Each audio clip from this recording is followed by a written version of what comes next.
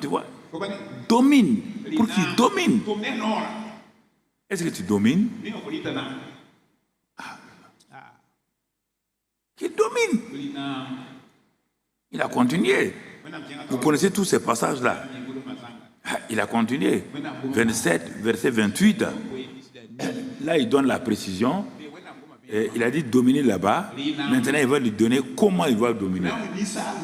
Le 28, il dit, bon, je vous bénis. Vous voyez bien?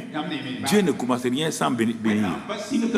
Le Père a béni, il a béni Adam et Ève. Jésus, quand il est ressuscité, avant qu'on commence, lui aussi nous a bénis, Éphésiens 1:3. Et nous avons le même échec. Nous ne voulons pas comprendre. Tu ne peux pas faire l'œuvre de Dieu sans la bénédiction. Dieu a béni Adam et Ève. Jésus, quand il a fini l'œuvre achevée, il dit, le Père dit, je vous bénis de toutes les bénédictions spirituelles dans les lieux célestes. Si tu dis dans Éphésiens 1:3, 4, 5, 6, 7, il dit, mais vous êtes bénis.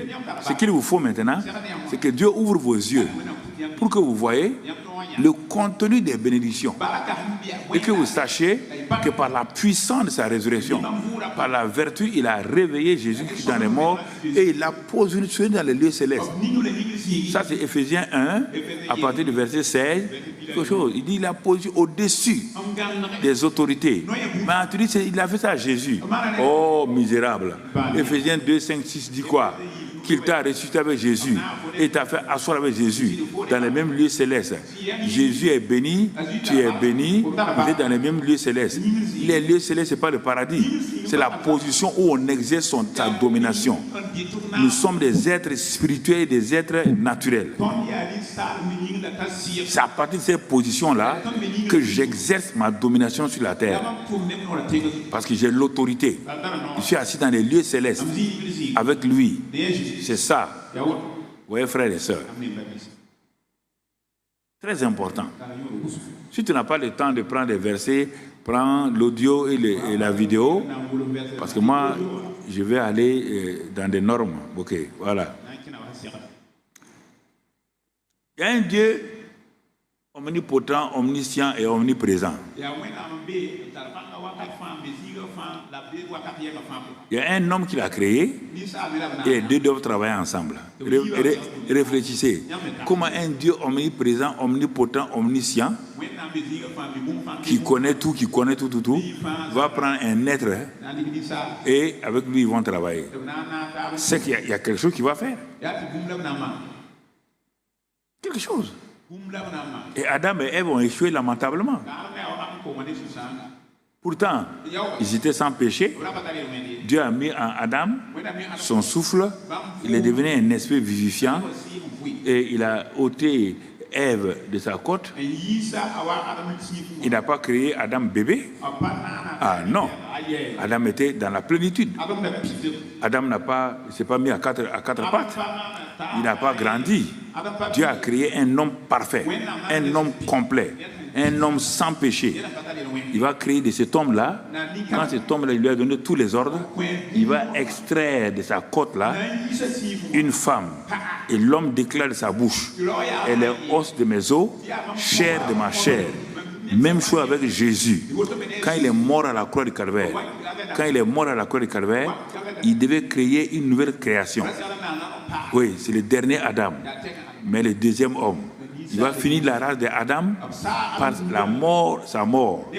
Il va crucifier notre vieil homme. Par la résurrection, il va commencer une nouvelle race d'hommes.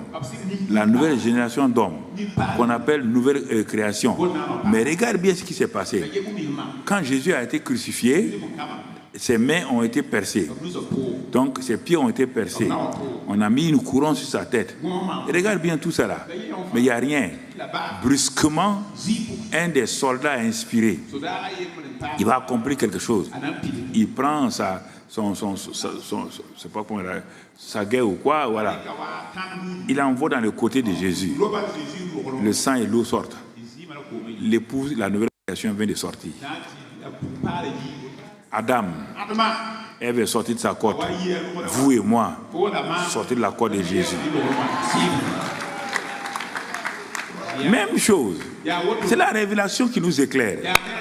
Sans la révélation, il n'y a rien. Les prédicateurs prêchent, ils prêchent. Il commence le message ici. Il dit, mais où il est en train d'aller? Je m'assois, j'écoute.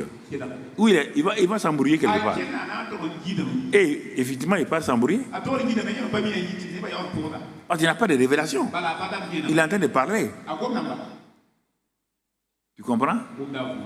C'est pourquoi dans 1 Corinthiens 15, verset 47 jusqu'au verset 49, il dit, ah non, le premier Adam était de la terre. Il faut bien écouter, hein.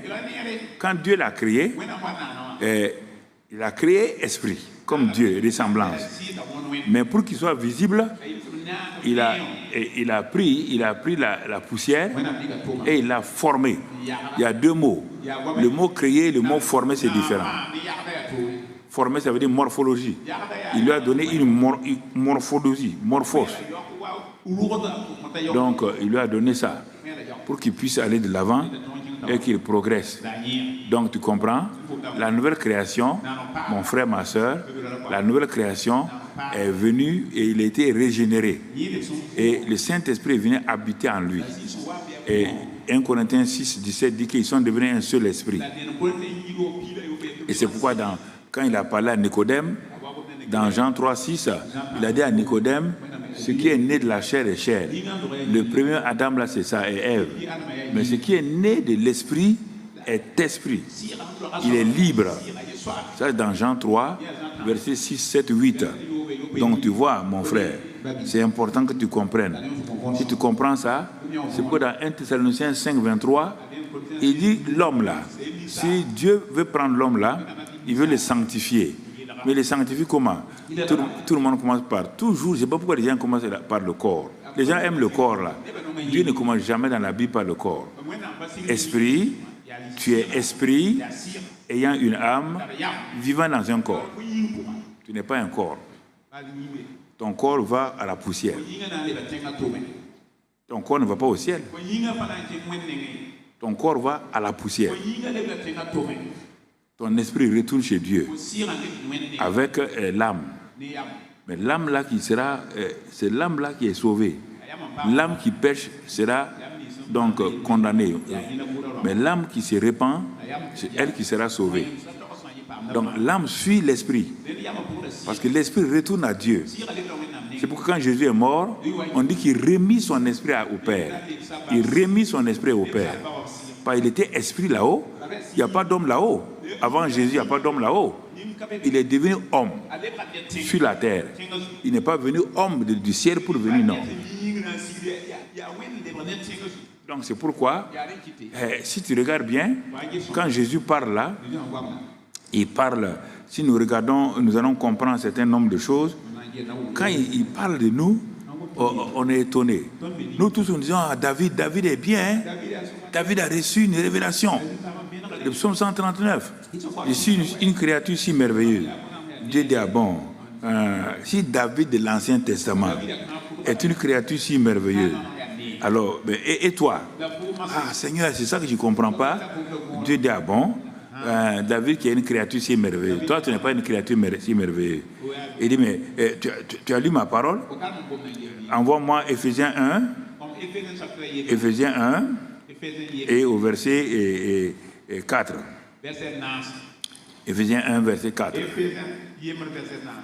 Regarde bien. David dit, je m'écris, je suis une créature si merveilleuse. Avant même que j'ai été formé, Dieu me connaissait. Mais regarde-toi ici. Toi, tu devais créer la même chose. En Christ, Dieu nous a élus avant la fondation du monde. David est mieux que toi? Hein? Alors pourquoi tu admires David? C'est pas fini. En Christ, Dieu nous a élus avant la fondation du monde. Pour quel but? Pour que nous soyons saints et irrépréhensibles. Mais David n'a jamais dit ça. Va lire le psaume 51. David dit, je suis né dans le péché. Seigneur, ne m'enlève pas le Saint-Esprit. Parce qu'il connaît l'onction, il ne connaît pas la personne du Saint-Esprit. Mais toi, ce n'est pas ça. Dieu t'a élu avant la fondation du monde pour que tu sois saint et irrépréhensible. Il n'a pas dit pour que tu deviennes. Il parle du verbe être. Le fait qu'il t'a créé avant la fondation du monde, là, tu es saint et irrépréhensible. Tu n'as jamais cru à ça. Oh, pauvre misérable, pauvre pécheur. C'est pourquoi tu ne peux pas opérer. Un pécheur ne peut pas dominer Satan ni les démons. Pour que nous soyons saints et irrépréhensibles. Continuons, mon frère. Allons au verset 5. Verset 5. Nous ayant prédestinés. Regarde. C'est ça que David a dit dans son vocabulaire de l'Ancien Testament. Il nous a élus avant. Il nous a prédestinés dans son amour à être des enfants d'adoption par Jésus-Christ. Je suis un enfant d'adoption avant que je n'ai été manifesté. Lisons la suite. Selon quoi? Selon le bon plaisir de sa volonté. Et verset 6 pour terminer. À la louange de la gloire de sa grâce qu'il nous a accordé en son bien-aimé. Regardez, prendre le psaume 131 tous les jours. Regarde ton psaume. Regarde ton passage. Oh, gloire à Dieu. Seigneur, merci. Mais tu ne dis même pas, mais tu m'assois, tu me regardes comme poteau. Hey, criez là, dites merci à Dieu là. Oh, je n'aime pas ça. Hein? Ce sont les David qui crient à votre place. Parce que toi, tu te bats par le jeûne et la prière pour devenir quelque chose. Vas-y. Tu as déjà vu quelqu'un jeûner et prier pour devenir quelque chose? Ah, je vous pose la question. Je vous pose la question. Vous ne comprenez pas la Bible. Vous la lisez à l'envers. Il m'a élu avant. Avant même qu'il ait créé le monde là, j'étais déjà élu. Mais si j'étais élu avant la fondation du monde, j'étais où? La terre n'existe pas, j'étais où? Hein? Alors, David était où? David aussi était où? Lui, il a accepté. Il n'est pas une nouvelle créature. Toi, on te dit que Dieu t'a élu avant la fondation du monde. Avant que le monde, avant qu'il y ait Genèse 1.1 là. Tu étais déjà élu là-bas.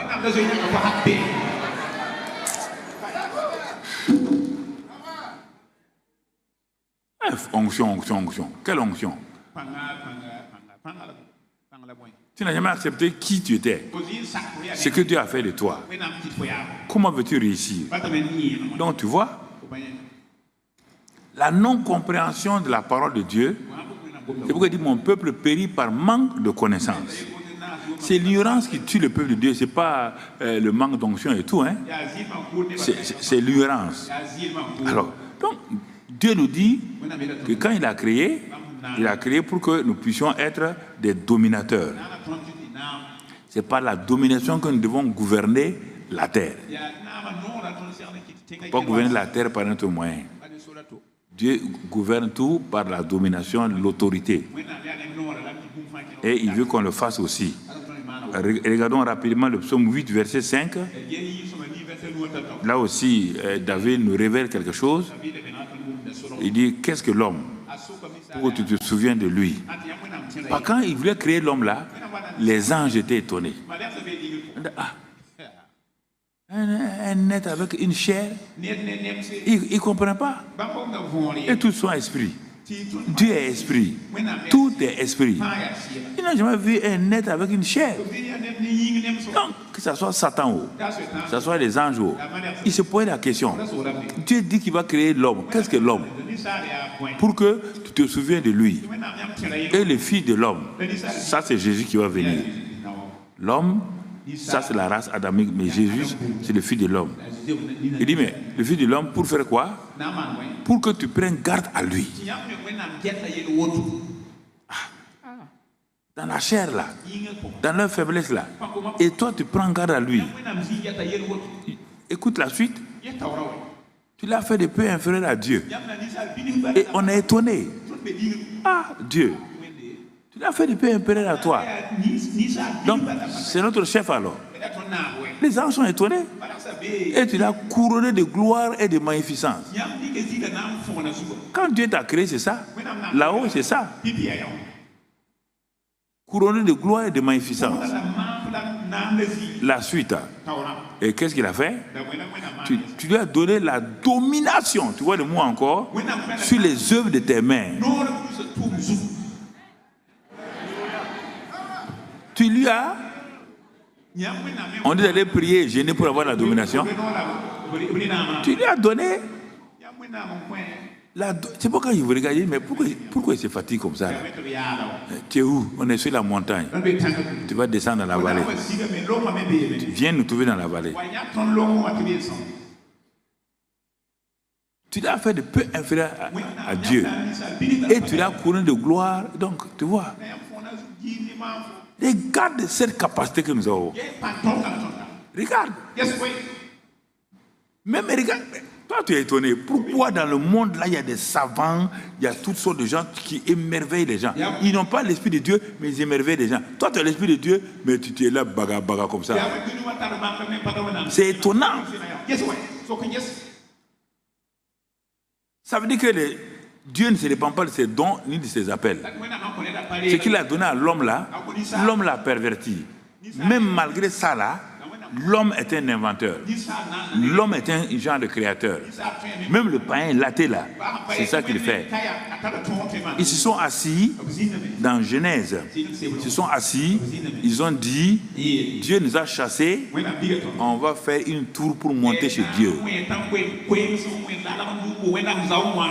Les anges ont dit, pas possible. À leur étonnement, ces hommes-là ont commencé à faire une tour. Et la tour montait sans échafaud, rien. Regarde la capacité que Dieu a donnée à l'homme. Mais cette capacité-là, vous devez être des têtes partout. Non! Si tu es un médecin, les gens doivent te chercher. Parce que tu as les études de médecine, mais tu as une sagesse. Quand tu vois ce malade-là, tu sais, les gens disent, ah bon, selon tes études-là, ça ce sont les signes, les symptômes de tant. J'ai vu ça avec des infirmiers à l'hôpital ici, qui ont dit à leur docteur, cet enfant-là, il a méningite. Le docteur a dit non. Il a commencé à dire des langages choses là. Et les infirmiers sont habitués à leur affaire.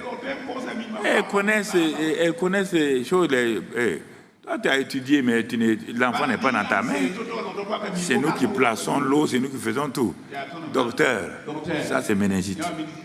Ah non, il n'y a pas tel symbole. Nous, on les voit passer. Bon, docteur, arrêtez-vous. Ils ont pris l'aiguille là, ponction lombaire. Le liquide est sorti, trouble. Le docteur a dit, ah, il dit c'est ça, docteur.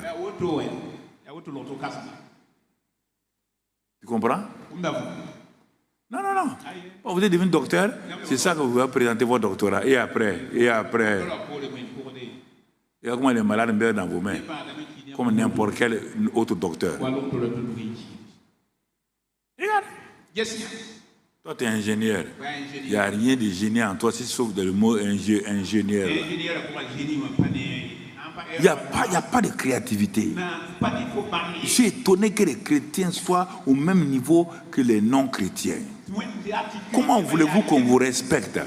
Vous arrivez quelque part, on dit de dire votre mot, vous répétez textuellement comme le païen. Non! Quand les chrétiens arrivent quelque part, quand ils parlent, ils disent, ah, toi tu as la sagesse. Ah ouais, ton Dieu est fort. C'est comme ça. Vous quittez ici, vous pouvez demander l'argent à un ministre. Toi, tu es quoi? Toi, tu es sinistre? Tu es un sinistré? un ministre de Dieu. C'est ça que j'ai dit à ma mère quand toute la famille m'a convoqué au village. Quand il voulait démissionner pour être pasteur, ils m'ont dit c'est toi qui nous soutiens. Regarde toutes les positions que tu as. Et je me suis dit, ils m'ont mis là, un gaillard comme moi. J'avais déjà 2 enfants, réunion de famille. Ils m'ont mis là, ils ont commencé à me parler. Tant. J'ai écouté tranquillement. J'ai prié en langue. Seigneur, donne-moi de gagner. Dieu décide de gagner le cœur de ta mère, tu as gagné. Quand mon grand frère, qui est un grand muezzin à l'époque, a commencé à parler, a dit des choses, je me suis assis tranquillement. Quand ils ont fini, ils m'ont dit, parle maintenant. Tu as vu? Tous tes petits frères là, c'est toi qui les aides. Tout, attends. Tu aides tout le monde. Si toi tu quittes là, et puis tu deviens un mendiant, parce que les pasteurs sont des mendiants. À l'époque, c'était comme ça. Hein. Ils ont des vélos sans frein. Pour freiner, ils mettent leurs pieds sur la roue avant.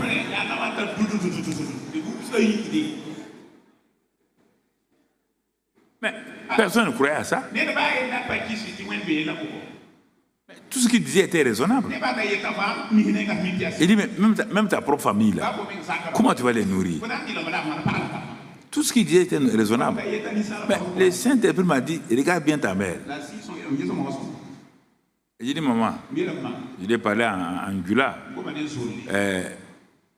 Les ministres, bon, c'était l'ancien président Blaise. Les ministres de Blaise Compaoré, là, quand ils viennent ici, là, il dit, quand ils viennent avec des voitures luxueuses. Ils viennent, ils ont ça. Il dit, ils sont ministres de qui? Elle a répété. Ça, c'est ministre d'un homme. Très bien. Il dit, maman, moi, je suis ministre de Dieu. Et ma maman a ri. Elle dit, laissez mon enfant, il n'a qu'à partir. Il va manquer de rien pour nous. Quand je suis devenu pasteur, j'ai pris soin d'eux plus quand j'étais directeur général. C'est ça. C'est là que, quand on voulait prêcher dans la ville là-bas, la communauté musulmane est venue me dire, il faut venir chaque année. Je suis venu là. On ne sait pas que ton Dieu était comme ça. Tu comprends? Ils entendent, si c'est faux, ils vont réagir. On est fait pour dominer. Non. Tu vois? Dominer l'œuvre de tes mains.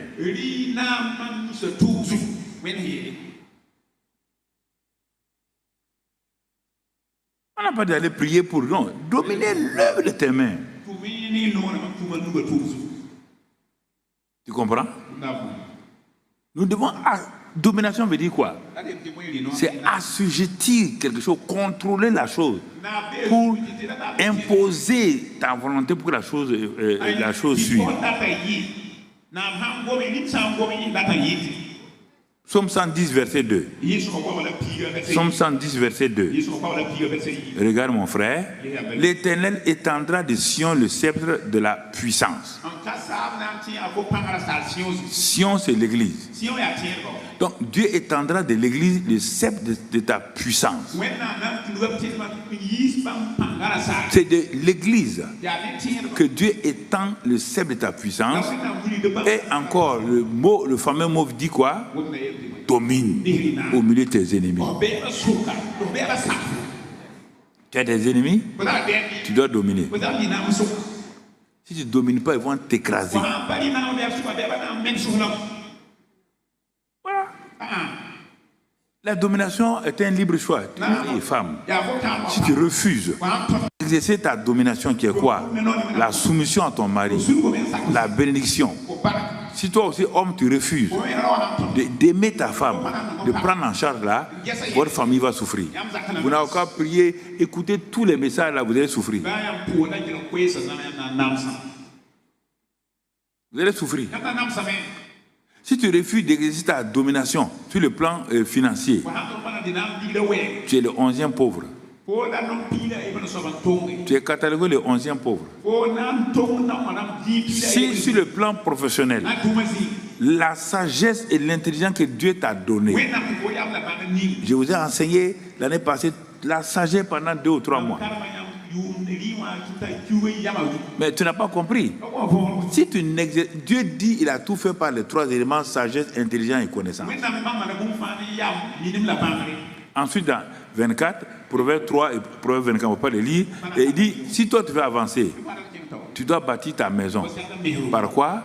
La sagesse, l'intelligence et la connaissance. Tel il est, tel tu es.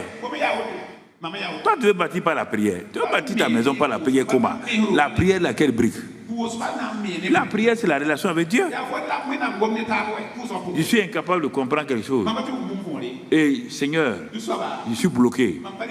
Je suis bloqué parce que ma vie là, ces temps-là, ça ne va pas. Donc je viens vers toi et simplement je te demande, je lui parle, j'expose mon problème, viens m'aider. Et si je veux, j'ajoute le jeûne. Le jeûne, c'est une manière de m'humilier pour montrer à Dieu que vraiment ce que je vis là.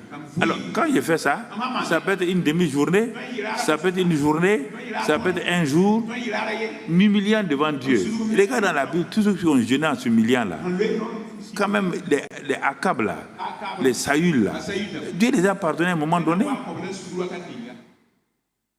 Le jeûne ne peut pas acheter Dieu. Sinon Jésus a péché. Qui vous a donné quand nous on se convertissait? On jeûnait, on priait, mais on ne mettait pas l'accent sur le jeûne comme un moyen de gagner les choses. Qui vous a séduit, Galate, avec des choses comme ça? Que le jeûne est puissant. C'est le Saint-Esprit qui est puissant. Où tu as vu le jeûne puissant? Moi, viens me donner le verset là. Chapitre et le verset. Toi là, viens me donner ça. Le jeûne est puissant. Il est puissant en quoi? Il est puissant en quoi? Vous recevrez une puissance en jeûnant. Acte 1, 8. Hein? En faisant quoi? Qui doit venir? Vous mélangez tout. Ça ne marche pas. Dieu n'est pas bon. Dieu n'est pas bon. Dieu t'a élu avant même que tu ne sois né sur la terre. Alors il n'est pas bon en quoi? Il t'a rendu saint, irrépréhensible avant que tu viennes sur la terre. C'est toi qui as prié pour que Dieu te rende comme ça. Il faut changer. La domination. Dieu nous a donné la domination. Il y a plusieurs années, j'ai enseigné à l'autre côté au Siao, puis j'ai enseigné ici. Une vendeuse de riz de cette église-là, si elle écoute mes messages là, quand elle commence à vendre le riz là, on n'achètera pas du riz ailleurs sauf chez elle. Et quand son riz est fini, on va acheter le riz des autres. Non. On n'a pas de l'argent. On ne sait pas où. Ok, on n'a pas de l'argent. On n'a pas de travail. Dieu t'a donné un potentiel. Tu as un master D. Tu crois que master D va appeler quelqu'un?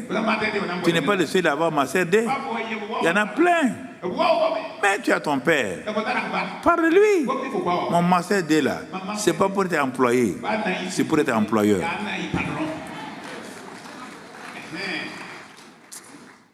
C'est dommage, hein? Tu dois dominer. Tu dois dominer. Tu comprends? C'est le psaume 110. On a vu le jour, Deutéronome 15, 6. On peut le prendre rapidement. Deutéronome 15, 6. L'Éternel, ton Dieu, te bénira comme il te l'a dit. Tu prêteras à beaucoup de nations et tu n'emprunteras pas. Tu domineras sur beaucoup de nations. Le monde dominé est partout. Tu refuses de dominer, tu seras dominé. Ça, c'est sans. Tu seras dominé.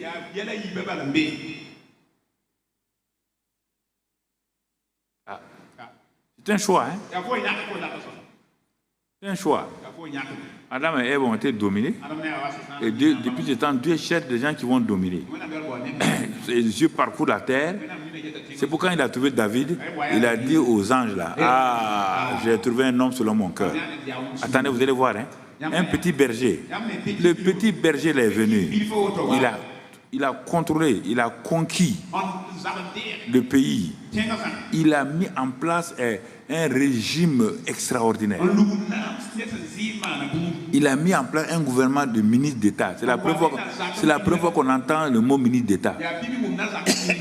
C'est avec un petit berger. Il n'a jamais fait l'école de politique, ni aucune école de droit. Il a mis des lévites. Il a créé des groupes musicaux extraordinaires. Tout, c'est un conquérant. Dieu dit, maintenant que tu as conquis, tu peux passer ça à ton fils, Salomon, dont le nom signifie père.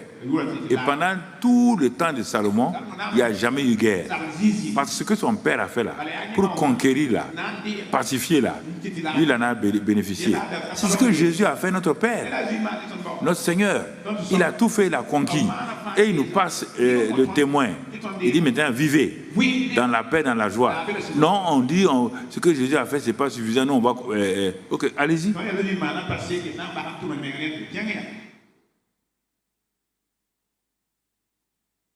Allez-y. Et en plus, des chrétiens qui sont ici, on vous donne des révélations, vous êtes encore dans des clubs bizarres. Je vais vous livrer à Satan. Je vous préviens, hein? Un pasteur qui s'amuse avec un chrétien qui est ici, qui est dans des clubs ésotériques, lui et le pasteur, il les livre à Satan. Ça, je ne joue pas. Chacun n'a qu'à faire sa route. Chacun a sa route. Personne ne peut venir recruter ici quelqu'un pour le mettre dans un groupe ésotérique. Je le maudis. Vous avez entendu, hein?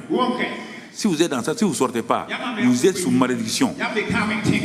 Tous les clubs... Non, vous êtes assis là, on vous recrute, que vous allez être bien, on va vous donner l'argent. Je vous lis, je vous maudis, jusqu'à ce que vous vous repentez. Si c'est faux, vous allez venir à genoux ici. Non, calme-toi là. Toi, tu ne fais pas mieux. Toi, tu n'es pas dans le club ésotérique, toi, tu es dans le sexe ésotérique. Ah, je parle, hein? Je n'ai pas peur, tu seras. Aïe, tu ne peux rien me faire. Ils entendent en ville, non? Ils ne peuvent rien me faire. Toi, tu viens devant moi. Moi, j'ai Dieu. Tu n'honores pas Dieu. On te dit de venir prendre une carte dans tel club-là. Et on va te donner tel marché. Toi, tu prends une carte et tu viens ici. Tu prends la Sainte Seine. Tu es sous malédiction jusqu'à ce que tu te répandes.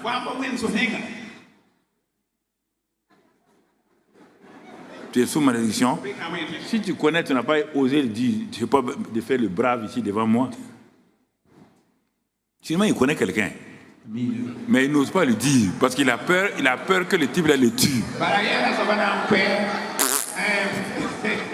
Honte à toi. Honte à toi. Si ton mari est dans ça qui vient ici, là, dis-lui hein, que papa a parlé, il ne joue plus avec les gens. Hein. Il joue plus avec les gens. Pour ça, on ne peut pas jouer. C'est deux domaines séparés. Non. Il n'y a pas, non. Il n'y a pas de négociation. Ah non, c'est ténèbres et lumière.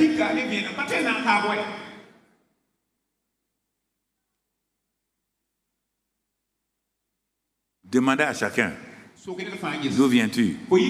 Voilà. Avant qu'on aille de l'avant. Tu comprends?